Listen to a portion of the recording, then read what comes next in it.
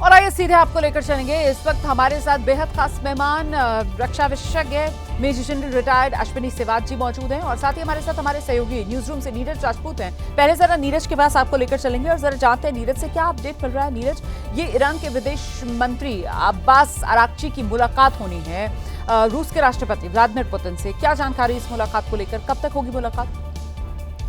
बिल्कुल सबकी निगाहें लगी हुई हैं कि जब विदेश मंत्री मिलेंगे ईरान के रूस के राष्ट्रपति पुतिन से तो वो किस तरह की मदद की मांग करेंगे और रूस कैसे उनको मदद कर सकता है। क्या वाकई में डायरेक्ट एंट्री हो सकती है रूस की इस युद्ध में, हो सकती है क्योंकि ऐसे समय में जब खुद रूस यूक्रेन के साथ युद्ध में लड़ रहा है तो क्या वाकई में जो रूसी सेना है वो मदद करने के लिए ईरान की आएगी।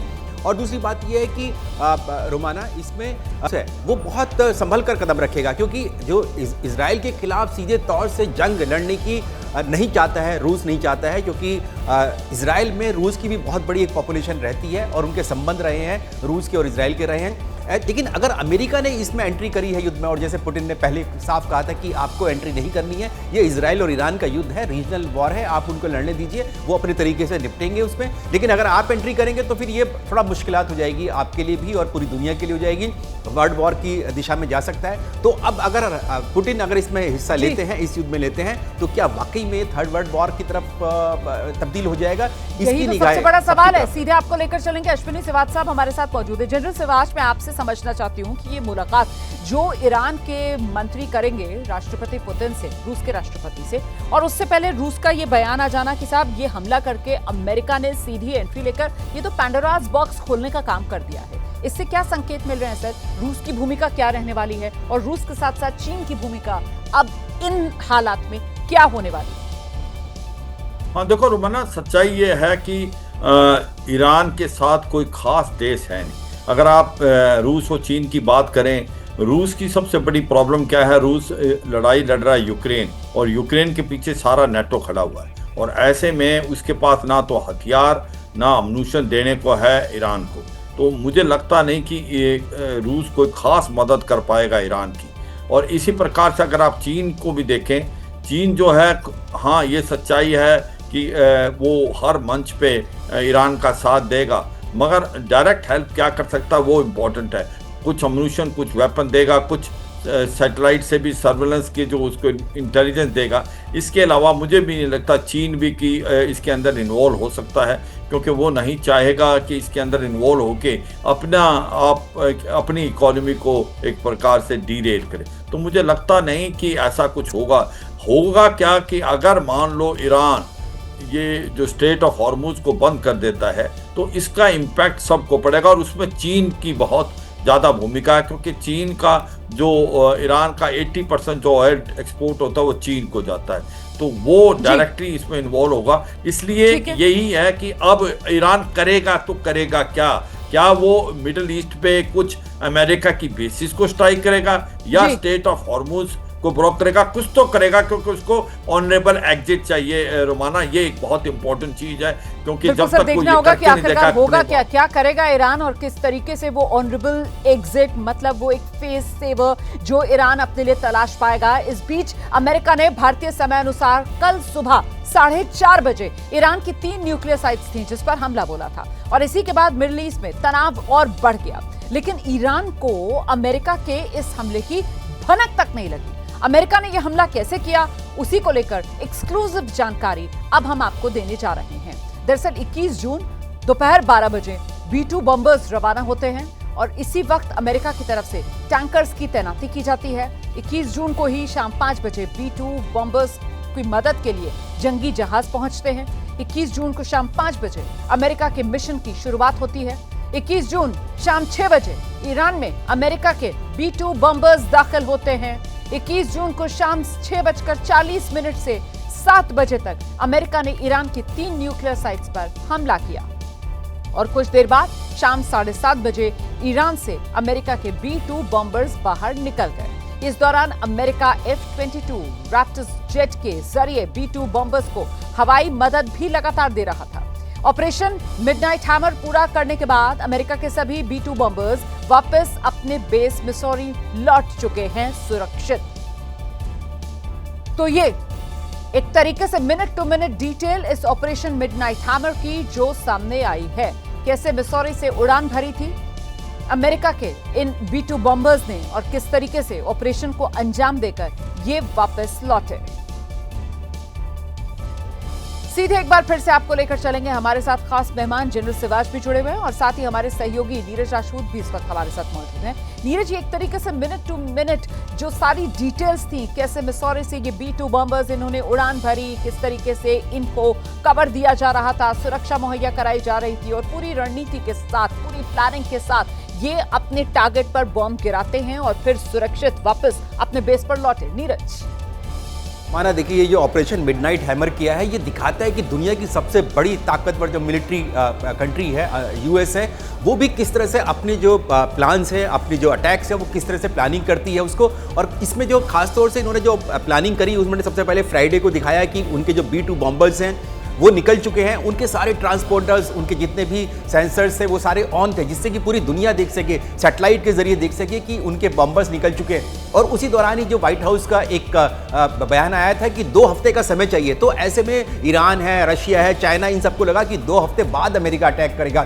तो ये बॉम्बर्स जो थे ये पैसिफिक ओशन से होते हुए, यानी प्रशांत महासागर से होते हुए हिंद महासागर में, जो भारत के बेहद करीब गुआम एयर बेस है, वहां पहुंच गए।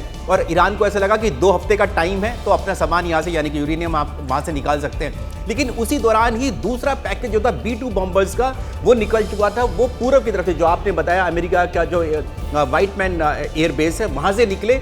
उनके सारे ट्रांसपोर्टर्स ऑफ थे और वो निकल के गए अटलांटिक ओशन से और फिर यूरोप होते हुए और फिर वो पहुंच गए ईरान कि 18 घंटे की उड़ान नॉन स्टॉप उन्होंने उड़ान भरी इस वाले जो मेन अटैक करने वाले पैकेज थे। और उस दौरान दुनिया की कोई भी सैटेलाइट, कोई भी रडार इन फाइटर जेट्स को, B-2 बॉम्बर्स को डिटेक्ट भी नहीं कर पाई। इंटरसेप्ट तो दूर, डिटेक्ट भी नहीं कर पाई और किसी को पता नहीं चल पाया कि अमेरिका इतना बड़ा अटैक करने जा रहा है ये सुबह के, रात के वक्त में। और उस समय उन्होंने जाकर चुपचाप अटैक किया। फाइटर जेट्स F-22 रैप्टर्स, जिसका पहली बार इस्तेमाल शायद पहली बार हुआ है इन F-22 raptors stealth fighter jet का, इनको भी कोई दुनिया की कोई रडार ट्रैक नहीं कर पाई, ना डिटेक्ट कर पाई। और इन्होंने पूरा हमला किया। इस दौरान ईरान की कोई भी एयर डिफेंस सिस्टम, कोई भी मिसाइल उन्होंने नहीं दागी। ये दिखाता है कि कितना प्रेसिशन, कितना प्रेसाइज ये अटैक जो था, ये ऑपरेशन मिडनाइट जो था, वो अमेरिका ने किया, दुनिया की सबसे बड़ी सुपर पावर ने किया। इसके अलावा इस दौरान जो था सेंट्रल कमांड, जो यूएस की सेंट्रल कमांड है, उन्होंने तो इस ऑपरेशन को अंजाम दिया। इस दौरान चाहे उनकी स्पेस कमांड हो, साइबर कमांड हो, उनकी यूरोपियन, जो कि यूरोप से निकल कर गए थे, तो यूरोपियन कमांड, इन सब ने मिलकर इतना बड़ा ये अटैक ईरान के ऊपर किया है। रोमाना, तो आप समझ सकते हैं कि कितना बड़ा ये अटैक, जिसकी कानो कान खबर दुनिया भर में किसी को नहीं लग पाई। बिल्कुल, आप रहिए मेरे साथ नीरज, मैं लौटूंगी आपके पास। देखिए, अब जरा दर्शकों को बताते हैं कि अमेरिका ने ईरान को चकमा कैसे दिया। दरअसल अमेरिका ने B-2 बॉम्बर्स को जानबूझकर प्रशांत महासागर की ओर भेजा ताकि ईरान को लगे कि हमला दूसरी दिशा से होगा। इन डिकॉय विमानों को गुआम के एंडरसन एयरफोर्स बेस की ओर भेजा गया, जिससे ईरान का ध्यान भटका। B-2 बॉम्बर्स ने 18 घंटे की उड़ान के दौरान बहुत कम संचार किया ताकि ईरान के रडार और जासूसी सिस्टम इसे पकड़ ना सके। चौथी और पांचवी पीढ़ी के फाइटर जेट्स जैसे F-22 Raptor, F-35 lightning II ने B-2 बॉम्बर्स के आगे उड़ान भरी। ईरान की सतह से हवा में मार करने वाली मिसाइल्स को डीएक्टिवेट किया। इन जेट्स ने high speed anti radiation missiles यानी HARM का इस्तेमाल कर ईरान के रडार सिस्टम को नष्ट किया। सीधे आपको लेकर चलते हैं, जनरल सिवाच हमारे साथ मौजूद हैं। जनरल सिवाच, ये जो डिटेल्स आ रही है, मुझे लगता है आप बेहतर तरीके से और आसान भाषा में दर्शकों को बता पाएंगे किस तरीके से अमेरिका ने चकमा देते हुए ईरान के तीनों जो परमाणु केंद्र थे वहां पर ये बमबारी की। जनरल सिवाच। हाँ बिल्कुल, देखो रोमाना, सच्चाई है, अमेरिका ने एक स्ट्रेटेजिक और टैक्टिकल सरप्राइज अचीव किया। ये जिस प्रकार से एक प्रकार मूवमेंट उन्होंने दिखाई गुआम से अपने B-2 बॉम्बर की, ऐसा लगा कि जो पैसिफिक ओशन की तरफ से B-2 बॉम्बर्स की हरकत होगी, मगर उसी समय जो अमेरिका व्हाइट मैन एयरबेस से जो B-2 बॉम्बर जो असली में आने थे ईरान से, वो उड़े और उन्होंने कोई कम्युनिकेशन नहीं किया, बिल्कुल सरप्राइज अचीव किया। और जब वो ईरान की स्पेस की तरफ आ रहे थे तो उसके साथ F-22 और F-35 जो स्टेल्थ एयरक्राफ्ट हैं, उन्होंने उसका एक प्रकार से सपोर्ट किया। और जब वो अचीव किया, इन्होंने 7 B-2 बॉम्बर्स ने डायरेक्ट हमला किया आपका बेसिकली फोर्दो पे, और 14 बॉम्ब ड्रॉप किए उन्होंने। हर कोई जो कैरी कर रहा था 2-2 GBU-57 और पूरे फोर्दो को बर्बाद कर दिया।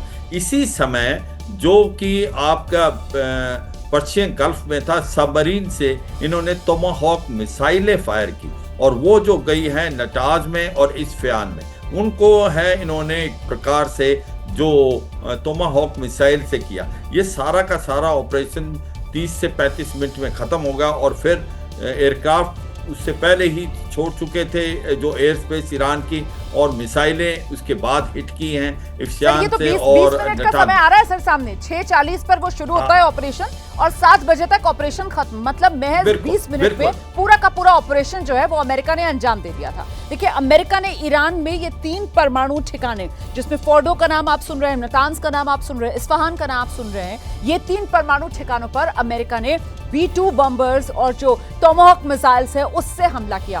फोर्डो, नातांज, इस्फहान न्यूक्लियर साइट्स ध्वस्त करने का दावा अमेरिका कर रहा है, लेकिन अमेरिका का ही अखबार है न्यूयॉर्क टाइम्स, वो इससे ठीक उलट दावा कर रहा है।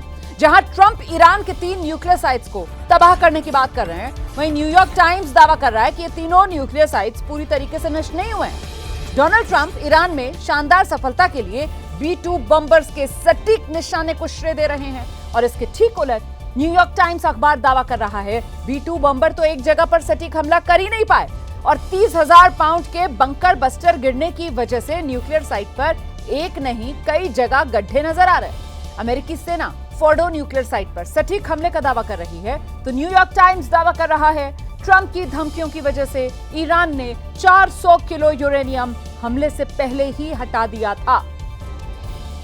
एक तरफ ईरान पर हमले के लिए अमेरिका खुद अपनी वाहवाही कर रहा है और सटीक समय पर हमला करने की बात कह रहा है, वहीं अमेरिकी अखबार दावा कर रहा है ट्रंप ने हमले के फैसले में काफी वक्त लगा दिया, देरी से लिया गया फैसला, ईरान को मौका मिल गया, ये अमेरिकी अखबार दावा कर रहा है।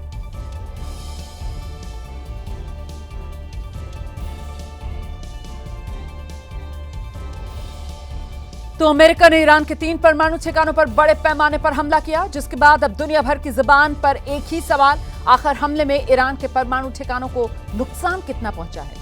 कमर्शियल सैटेलाइट से आ रही इमेजेस, मतलब तस्वीरों से संकेत मिल रहे हैं अमेरिकी दावे के बिल्कुल उलट ये संकेत हैं। सबसे पहले बात करते हैं ईरान के फोर्डो न्यूक्लियर प्लांट की, जहां ईरान ने रविवार की सुबह हमले से पहले ही फोर्डो से लगभग हथियार ग्रेड के यूरेनियम के भंडार को ट्रांसफर कर दिया था, और यह भी संभव है कि यूरेनियम के साथ और दूसरे परमाणु घटकों को इजरायल, अमेरिका और संयुक्त राष्ट्र के परमाणु निरीक्षकों की नजर से छिपाकर अज्ञात स्थान पर ले जाया गया। IAEA ने यह भी कहा कि इस न्यूक्लियर साइट से कोई रेडिएशन नहीं हुआ है, ये IAEA की तरफ से साफ कर दिया गया है।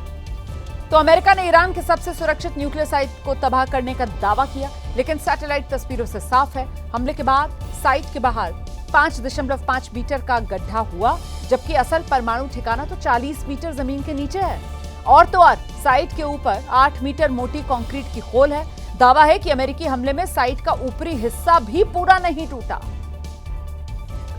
तो इस न्यूक्लियर साइट पर जो यूरेनियम का भंडार था, उससे लगभग 10 परमाणु हथियार बनाए जा सकते हैं, और इस न्यूक्लियर सामान को 16 छोटे कंटेनर्स में रखा जा सकता था। उसे ईरान ने पहले ही साइट से बाहर कर दिया था। तो ये अभी तक का पूरा अपडेट आप जान रहे थे, और ये अलग अलग दावे, खासतौर से अमेरिकी हमले को लेकर जो अमेरिका ने ईरान में परमाणु केंद्रों पर किए हैं।